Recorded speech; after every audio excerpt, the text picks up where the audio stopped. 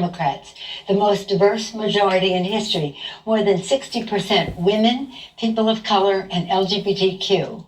Our diversity is our strength, our unity is our power.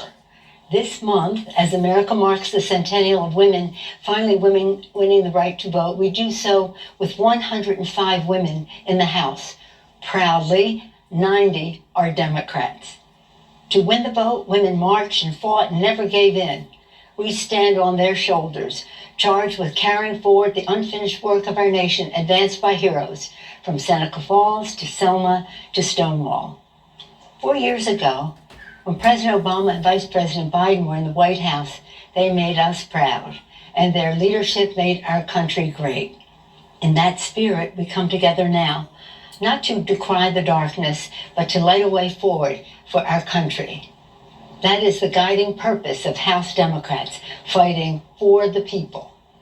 We have sent the Senate bills for lower health care costs, for bigger paychecks, for cleaner government, protecting John Lewis's voting rights, and enacting George Floyd Justice and Policing Act. We've sent the Senate bills to protect our dreamers, LGBTQ equality, and prevent gun violence, and to preserve our planet for future generations, and even more. All of this is possible for America. Who is standing in the way?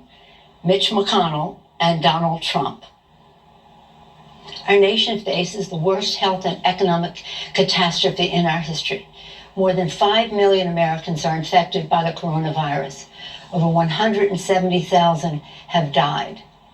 The science-based action in the HEROES Act we enacted 3 months ago is essential to safeguard lives, livelihood, and the life of our democracy. And who is standing in the way?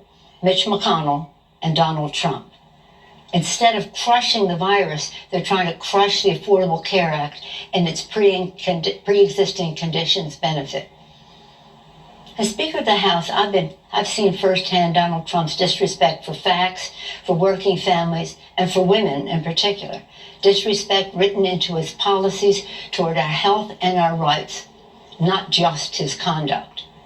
But we know what he doesn't, that when women succeed, America succeeds. And so we are unleashing the power of women to take our rightful place in our national life by championing a woman's right to choose and defending Roe v. Wade, securing safe and affordable child care, preserving Social Security, and passing equal pay for equal work. Who's standing in the way? Mitch McConnell and Donald Trump. So here is our answer. We will remember in November when we will elect Joe Biden president, whose heart is full of love for America, and rid the country of Trump's heartless disregard for America's goodness. Joe Biden's faith in God gives him the courage to lead. Joe Biden's love gives him the strength to persevere. Joe Biden is the president we need right now, battle-tested, forward-looking, honest, and authentic. He has never forgotten who he is fighting for. And Kamala Harris is the vice president we need right now, committed to our Constitution, brilliant in defending it, and a witness to the women of this nation that our voices will be heard. Our mission is to fight for a future equal to the ideals of our founders, our hopes for our children, and the sacrifices of our veterans, our brave men and women in uniform, and their families. We will increase our majority in the House. We will win a Democratic majority in the Senate. We will elect Kamala Harris vice president, and we will elect Joe Biden president of the United States of America. God bless you, and God bless America.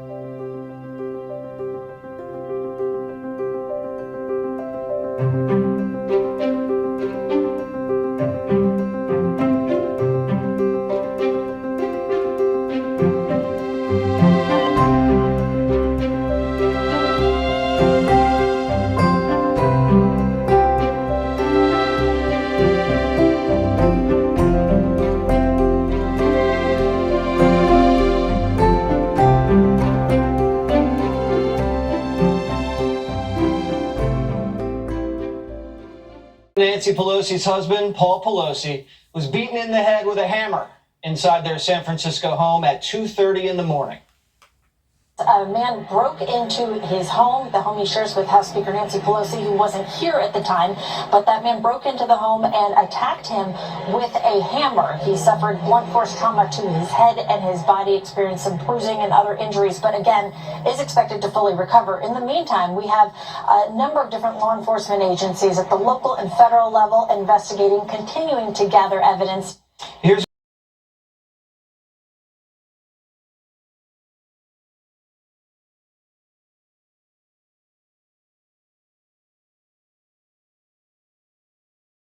what we know.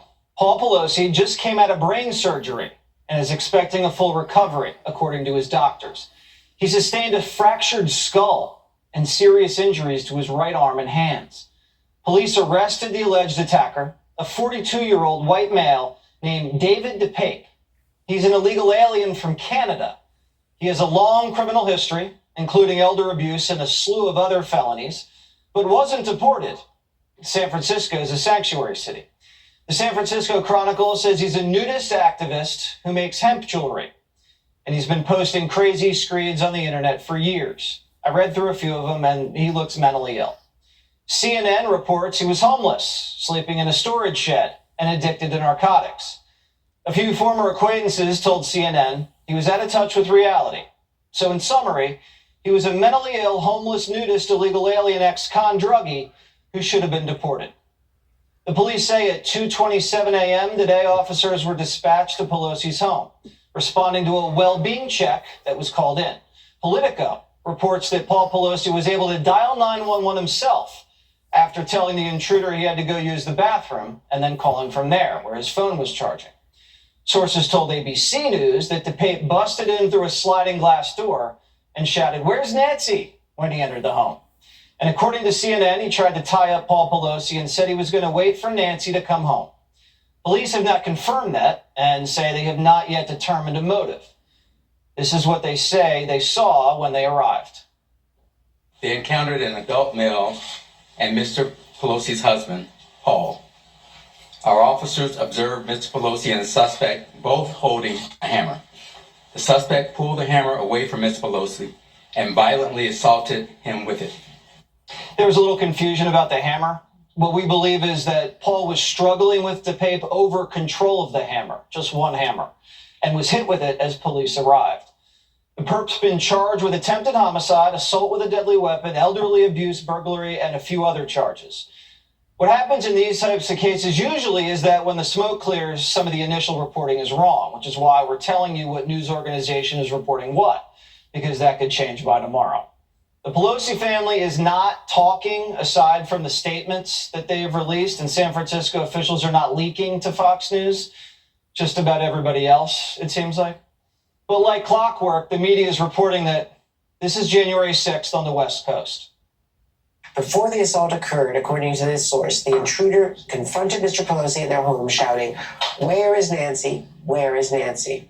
Debbie Dingle, that's what the intruders going through the hallways on January 6th were shouting, "Nancy, Nancy." This is part of the January 6th insurrection toxicity that has infected the brains of people around the country.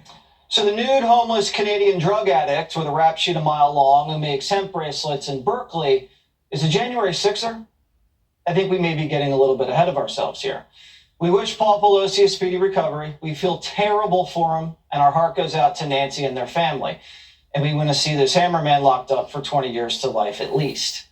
But the media ignored the Black Lives Matter and Antifa riots. Remember, called them justified and mostly peaceful. Never blamed Bernie when a Bernie bro shot up Steve Scalise. A left-wing assassin nearly took the life of Brett Kavanaugh after the SCOTUS leak, and Democrats still didn't want to add protection to justices' homes. A Republican canvasser just had his jaw broken, and the media blamed him. And when Rand Paul got his ribs cracked by his crazy neighbor, it was one of MSNBC's favorite stories. New details today on the incident that left Senator Rand Paul with 6 broken ribs. This might be one of my favorite stories. Even Pelosi's daughter said Rand Paul deserved it. The Democrats have been telling us for years that crime isn't a big deal, and If you talk about it, you're racist. We're dealing with actual crimes, those 8 homicides, and we're dealing with the perception of fear that people are feeling. In Republican politics, the issue of crime and the issue of immigration have long been proxies for race, for playing the race card. I also want to make sure that this hysteria, that this doesn't drive a hysteria. The perception in this case counts more than the actual rapes. Part of the Republican playbook, as you well know, is to point a finger at large, diverse cities and say large, diverse cities are lawless. What we see here is the same old playbook, which is about coded and racist messaging. The Democrats and the media have been ignoring the crime wave and only cover it when Nancy Pelosi's husband's attacked. Where has the media and the Democrats been while thousands of Americans have been attacked? People are being hit with hammers every day. People are being pushed into subways, slashed, shot in cold blood. But the media focuses on this one single crime to pin it on Republicans? Come on. The Democrats defunded the police in San Francisco. The Democrats' sanctuary policies prevented the guy from being deported. The Democrats want to send social workers to welfare checks instead of cops. If they had sent a social worker here, both Paul and the social worker would probably be dead. People in San Francisco are smashing people in the head every day, and they get bailed out. And they don't get hit with attempted murder charges. Maybe they get sentenced to 2 years of restorative justice. But they throw the book at this guy because Paul's married to a powerful woman? It's not right. Every victim should be treated equally, and so should every perp. The crime wave has finally come to Nancy Pelosi's house. Hopefully, our political leaders can wake up.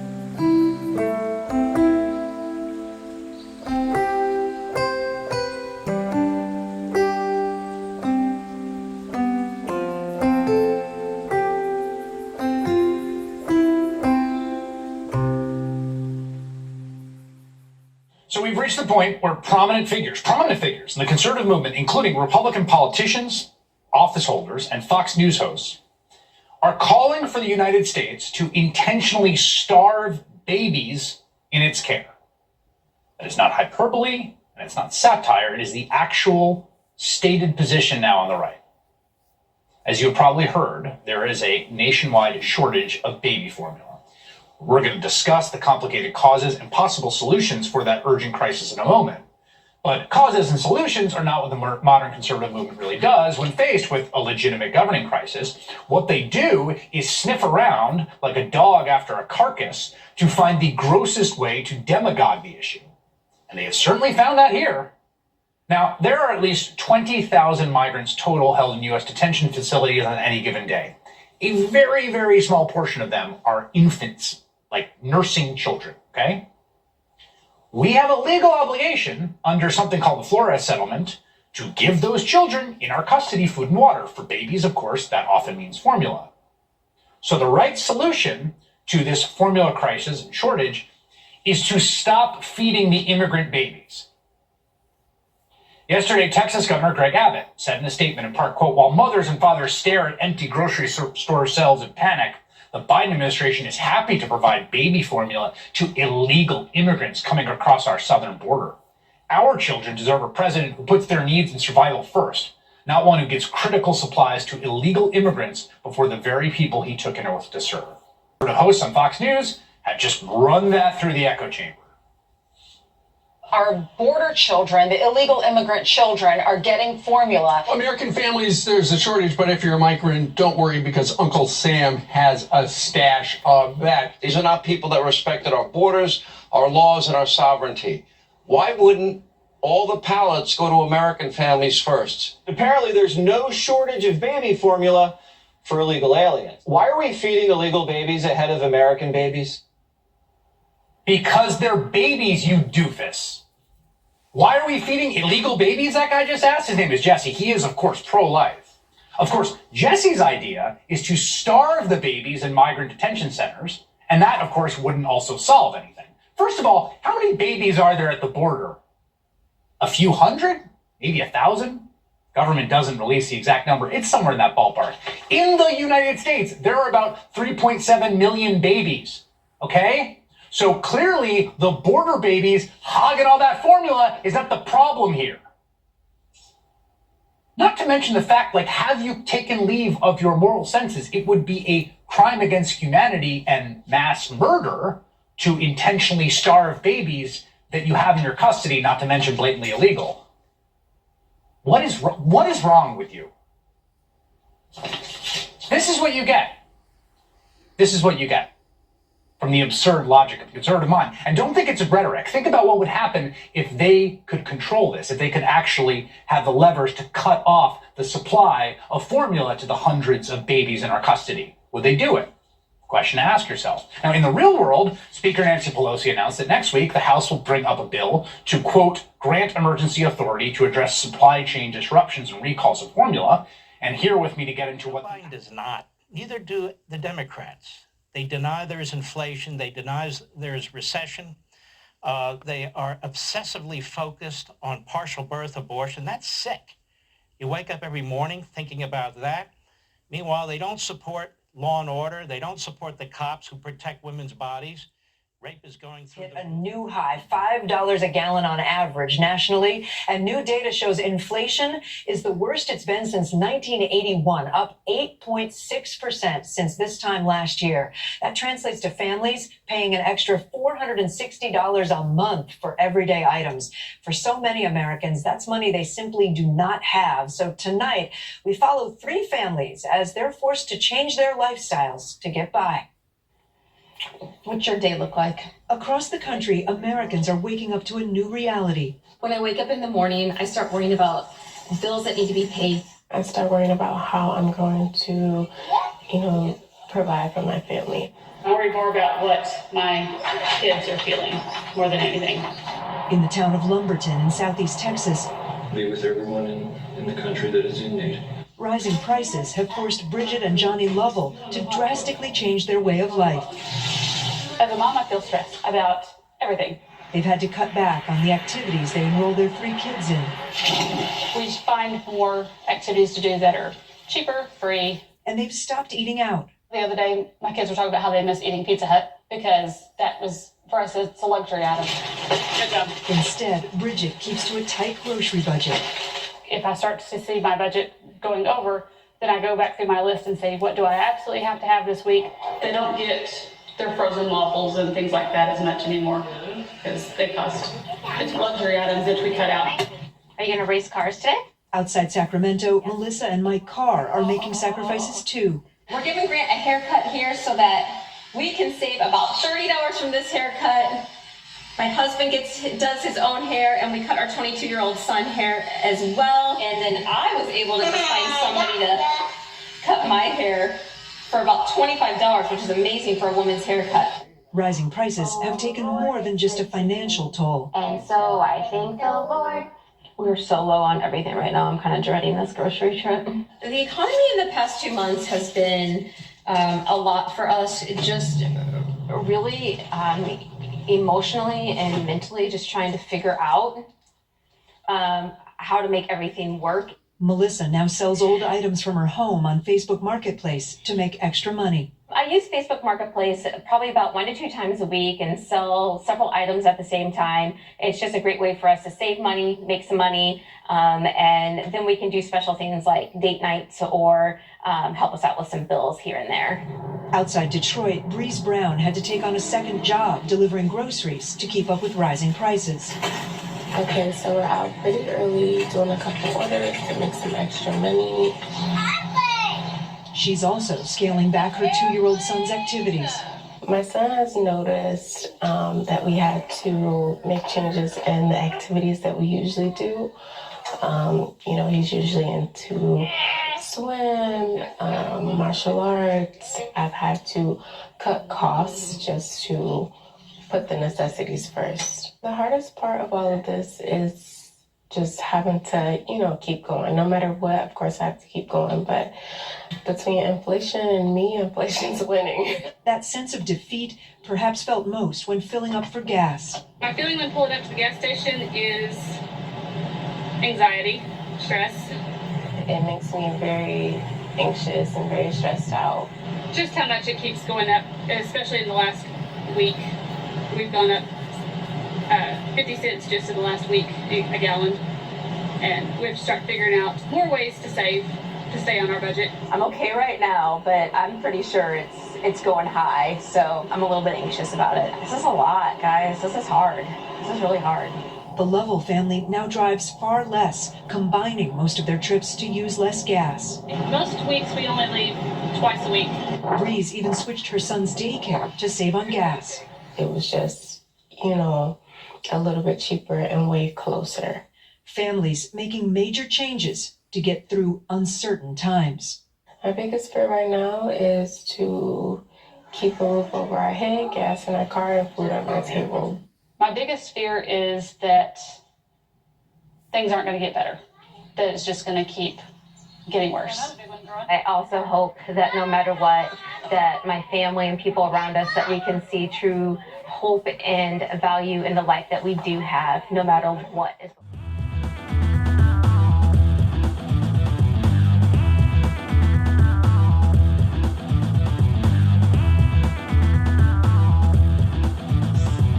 Our civil liberties that are spelled out in the Constitution act as a restraint on how our government can treat us. Now, these rights are called negative rights because they dictate not what our government can provide for us, but instead what they cannot take away. The right to freedom of speech, freedom of religion, the right to a free press, the right to privacy and private property are just a few of these. Now, our civil liberties ensure that we can live free from arbitrary government interference in these pursuits. While these things may sound very obvious to us today, like, of course, this is important. This is foundational to who we are as a country. This was a really revolutionary concept when our founding fathers enshrined these rights and freedoms in our Constitution. These rights and freedoms that continue to serve as a foundation for our democracy. The antithesis of liberty is tyranny, and over time we have seen how some of our presidents have abused their power. They've sought to create or take advantage of a crisis so that they can amass more power in the executive branch, weakening Congress, the people's house, the people's representatives, the people's voice. And frankly, Congress has let it happen. Now, if we go back and look at what happened after 9/11, our country was reeling. People were afraid. Congress took action to pass the Patriot Act and create secret FISA courts that allowed the Bush administration at that time and subsequent presidents from both parties since to take away our civil liberties, to conduct warrantless surveillance of Americans, directly violating our Fourth Amendment right to privacy, which ensures the right of people to be secure in their persons, houses, papers, and effects against unreasonable searches and seizures. Now, one would have thought that any legislation that proposed these extreme anti-constitutional measures would have been highly controversial, would have been hotly contested. You would have members of Congress standing on the floor of the House and Senate debating rigorously how to strike this balance of security and freedom. You would think there would be people in the media, on television every night during this critical time, debating this issue and talking about perhaps if we need to pass certain things, we need to make sure that the scope is very narrow, that we are upholding our constitutional rights and civil liberties and making sure that there are clear objectives and a well-defined deactivation of these rules or restrictions or regulations. But that didn't happen. It didn't happen. The Patriot Act passed the House with only 66 out of 435 members voting against it. It passed the Senate with a vote of 98-1. Russ Feingold, a Democrat, was the lone no vote against the Patriot Act in the Senate. Now, this happened, in the days and weeks following 9/11. We are now in the year 2022, and every time the Patriot Act comes up for reauthorization in Congress, it is reauthorized with a rubber stamp of overwhelming bipartisan support from permanent Washington. When I was serving in Congress, I introduced legislation that would have repealed these violations of our civil liberties from the Patriot Act and end, even when Democrats were in charge in Congress, the Democrats who represent the party that should be standing up for civil liberties and freedom, they refused to even consider it for a vote, whether it was my bill or anyone else's. And again, when those reauthorization votes come up, those who dare speak in opposition, people like myself and a few others, we were labeled traitors.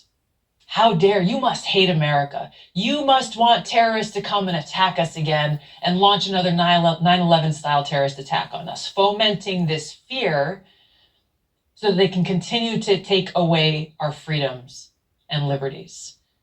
There's no room for debate. They would not allow for discussion, no consideration made whatsoever around protecting our civil liberties.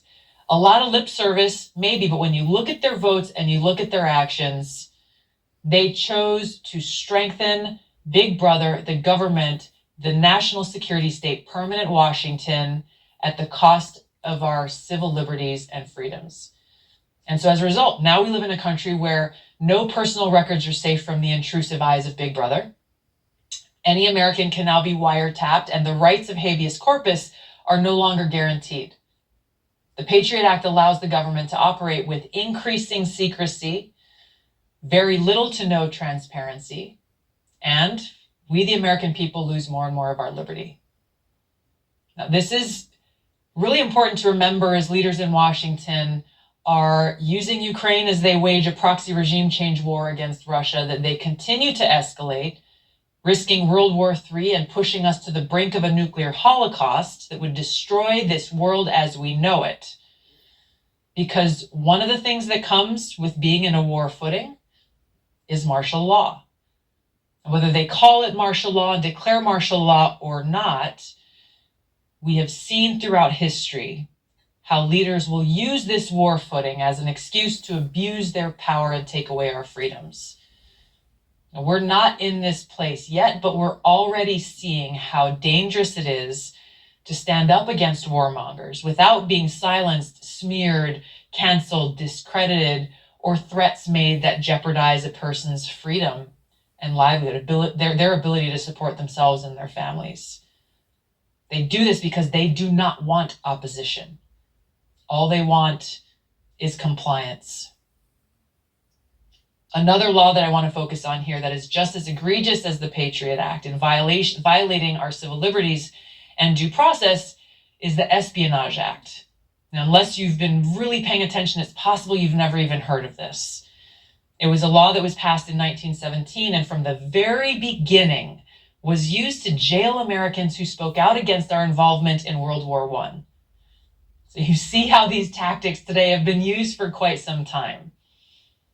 Since its inception, the Espionage Act has been used to undermine the First Amendment rights of Americans. It's been used as a tool to selectively punish and target political opponents of those in power. And in recent years, it has been weaponized to attack and threaten a free press. One of the most famous cases that has gotten the most coverage in the mainstream media was when Daniel Ellsberg was tried under the Espionage Act and sentenced to 115 years in prison. 115 years in prison because he released the Pentagon Papers that exposed the truth about what our leaders were doing and how they were lying to the American people about the Vietnam War. This case ended up being thrown out by a judge after learning that the government was illegally spying on Ellsberg and wiretapping him. But others have been charged under the Espionage Act since. President Obama has the distinction of making history because of his prolific use of going after people under the Espionage Act. During his tenure, 8 people were charged with leaking national security details to the media under the Espionage Act, including Edward Snowden. This was more than all previous administrations combined. The list of ways that our government continues to violate our civil liberties is long. I'm going to go over just a couple of them before we get to our conversation with a really special guest. Recent legislation that was enacted requires banks to report to the IRS when someone transfers more than $600 to another person using an app like Venmo or the Cash App. Why does the IRS need to know this?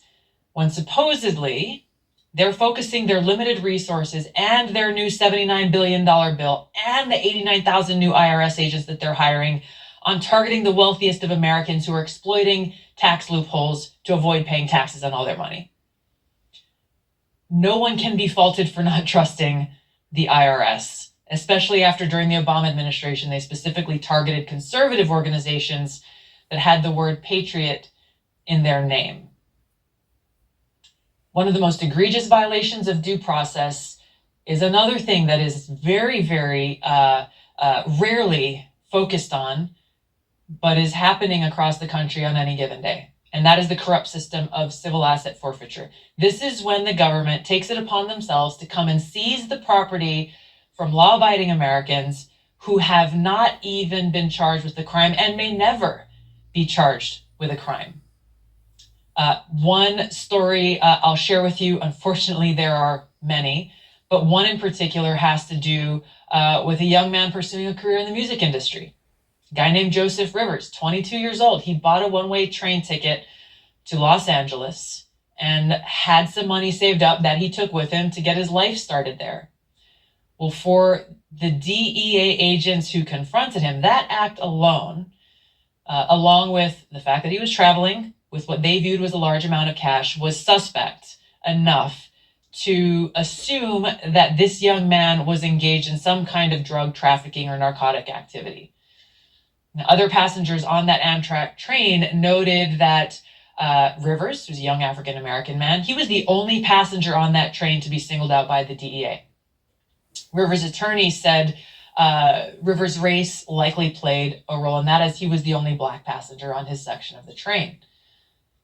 But during this search and seizure of the cash that Rivers was carrying with him as he was going to start out a new life, he said he cooperated throughout the entire time, telling the DEA, call my mom, and she'll tell you that I am who I say I am and that I'm doing what I say I'm doing. And as the agents took his money, he asked them, how am I going to survive? If you take away my money, I'm not even gonna be able to go home. And according to Rivers, the DEA agents, he says, quote, informed me that it was my responsibility to figure it out.